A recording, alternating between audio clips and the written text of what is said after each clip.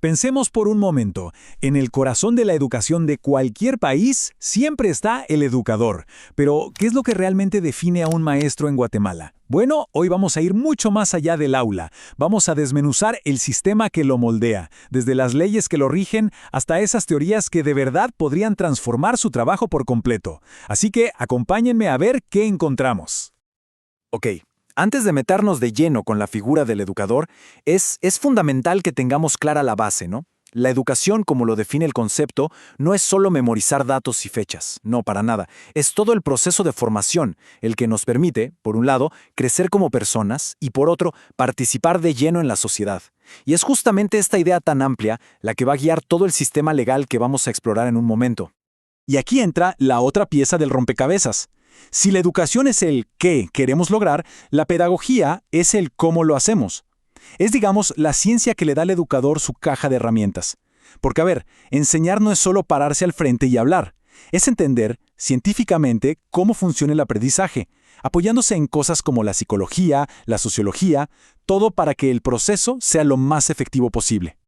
A ver, para que quede súper claro, la educación es el proceso, el viaje del aprendizaje, y la pedagogía es la ciencia que estudia ese viaje, para hacerlo cada vez mejor. Son dos caras de la misma moneda. Realmente una no puede funcionar bien sin la otra.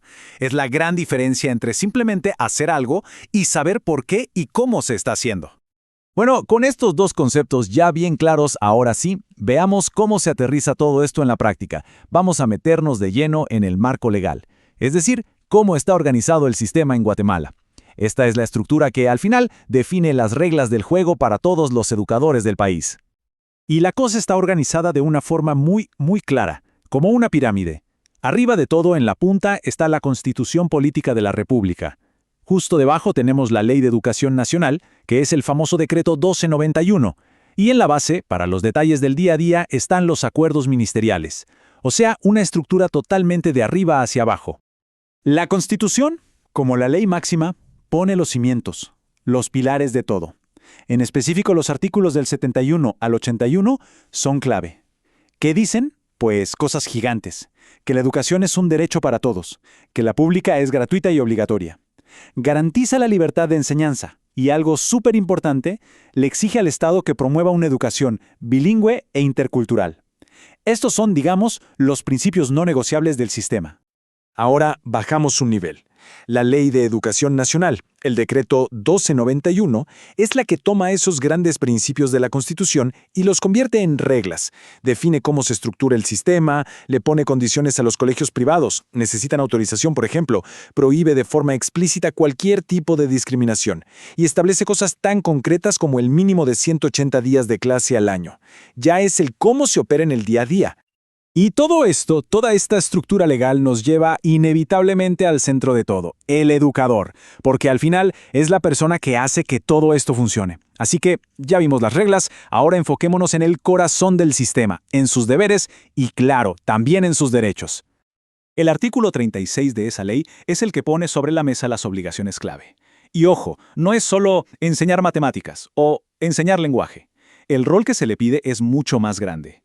Tiene que ser un guía, basándose en la historia y la cultura de Guatemala. Tiene que estar siempre actualizándose, planificar bien su trabajo, promover los derechos humanos y hasta fomentar una conciencia crítica. Es un trabajo, con muchísimas facetas. Pero claro, a toda esa lista de obligaciones le corresponde una lista de derechos. El artículo 41 se encarga de eso, y son derechos que buscan proteger y darle poder al educador. Hablamos de libertad de enseñanza, el derecho a asociarse, a poder ascender por mérito, también a recibir materiales y, algo muy importante, a tener estabilidad laboral. Se busca un equilibrio, que es fundamental para que el sistema funcione.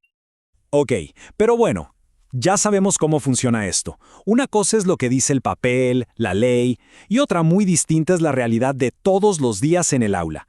Así que ahora vamos a dar ese salto, del perfil del maestro ideal que dice la ley al perfil real, el de carne y hueso, y vamos a ver qué tan grande es esa brecha. Y aquí está el meollo del asunto, la tensión principal. Por un lado tenemos el perfil ideal. La ley sueña con un educador que sea un líder, un innovador, un agente de cambio, casi un superhéroe. Y por otro lado está el perfil real, el que se define por cosas muy concretas, la formación académica que de verdad tuvo, los años de experiencia, las habilidades que demuestra en la práctica. Y justo en esa distancia entre el ideal y lo real es donde están los mayores desafíos. Y entonces, ¿cómo se llega a conocer ese perfil real? No es que sea una opinión o una suposición, no. Hay un proceso de diagnóstico bien definido. Esto incluye ir al aula y observar directamente, hacer entrevistas y encuestas, revisar papeles como títulos y planificaciones de clase, y, algo que es súper valioso, la propia autoevaluación del docente. La idea es tener una foto clara de dónde se está parado, para saber hacia dónde hay que caminar. Y es que la realidad es súper diversa.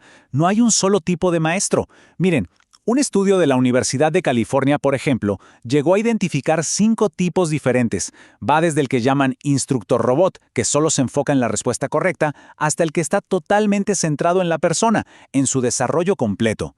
Y entender esto es crucial, porque nos demuestra que no hay una única receta para ser un buen docente. Todo este análisis del sistema y de la realidad nos trae, ahora sí, a la última parte. Ya vimos el marco legal y al educador en la práctica. Ahora vamos a sumergirnos en las teorías del aprendizaje, o sea, en el cómo detrás del qué. Estas son las ideas que le dan sustento a una enseñanza que de verdad funciona. Y aquí nos topamos con un cambio de mentalidad gigantesco. La visión tradicional, la de antes, veía al estudiante como un vaso vacío que hay que llenar de información, un receptor pasivo. Pero las teorías más modernas, como la constructivista, le dan la vuelta por completo. Ven al estudiante como un constructor activo de su propio conocimiento, y la interacción con otros es la clave. El rol del maestro cambia radicalmente. De ser un mero transmisor, pasa a ser un facilitador del aprendizaje. Una de las teorías base, una que es imposible ignorar, es la de Jean Piaget. Lo que él nos dio fue básicamente un mapa de cómo se desarrolla nuestro pensamiento. Demostró que no pensamos igual toda la vida, sino que pasamos por etapas muy claras, desde un bebé que explora todo con los sentidos hasta un adolescente que ya puede pensar en cosas abstractas. Y lo más importante, cada una de estas etapas necesita una forma de enseñar distinta. Y luego llega Lev Vygotsky con una idea que es, potentísima. La llamó la Zona de Desarrollo Próximo, o ZDP. ¿Y qué es eso? Pensemos en ese espacio casi mágico que existe entre lo que alguien ya puede hacer sin ayuda y lo que podría llegar a ser con un poquito de guía. Bueno, Vygotsky dice que es justo ahí, en ese espacio, donde ocurre el aprendizaje de verdad. Entonces, ¿cómo se lleva esto al aula? Pues con estrategias súper concretas. Por ejemplo, promoviendo el trabajo en equipo, para que se ayuden entre sí. Usando lo que se conoce como andamiaje, que es ir dando apoyo y quitándolo poco a poco. Diseñando actividades que estén justo en esa zona de desarrollo próximo. Y sobre todo, usando el lenguaje, la conversación, como la herramienta principal para pensar y construir conocimiento juntos. Todo esto nos lleva a una frase que, para mí, lo resume todo a la perfección. Los contenidos de la enseñanza informan, pero los métodos de enseñanza forman. Es que es así. El punto clave es que el cómo se enseña es igual o hasta más importante que el qué se enseña, porque el método es lo que realmente moldea a la persona, su forma de pensar y de ser. Y con esto cerramos el círculo de este análisis. Vimos la ley, la realidad y la teoría.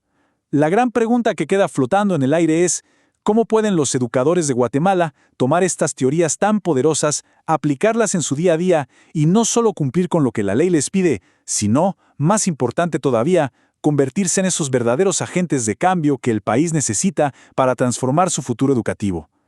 Ahí queda una reflexión que nos toca a todos.